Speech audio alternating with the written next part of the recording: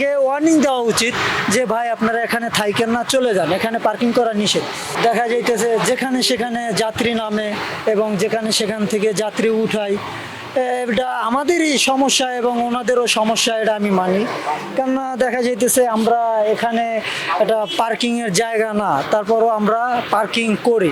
কিসের কারণে করি? দেখা যাইতেছে এই জায়গাটার ভিতরে দাঁড়াইলে হয়তোবা দুইটা যাত্রী পাবো, আর অন্য কোথাও নিরিবিলি দাঁড়াইলে যাত্রীটা পাবো না, সেই জন্য হয়তোবা আর কি পার্কিং করি। কেননা ছাড়ছেন, মনে করেন আপনারা এসে হয়তোবা কাগজ চেক দিবে, হয়তোবা কাগজে ভুল ত্রুটি থাকলে মামলা দিবে।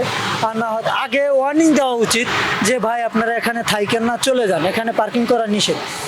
তা না করে যদি মনে করেন হুট করে এসে বলে যে কাগজ দেন, এখানে রাখছেন কেন, পার্কিং নিষেধ, আমি মামলা দিয়ে দেবো, তাহলে এটা তাদের ভুল ধারণা। কেননা একটা লোক সারাদিনে কয় টাকা আর ইনকাম করে? 1,000 টাকা, 1500 টাকা। সে যদি আপনার 2,000 টাকার একটা মামলা দেয়, তাহলে সারাদিনটা তার মাটি। না, আমি এখন পর্যন্ত আমি কারো কোনো সার্জেন্টের টাকা পয়সা দেই নাই এবং আশা করি দিবও না। কেননা আমাকে মামলা দেখ, সে মামলা দেখ, আমি মামলা নেব, কিন্তু টাকা পয়সা দিতে আমি রাজি না। কেন টাকা পয়সা দিব কেন? আমি যদি অপরাধ করে থাকি, অপরাধের বিনিময়ে আমাকে সাজা দিবে, হয়তো বা মামলা দিবে, এটাই আমি নিতে পারি।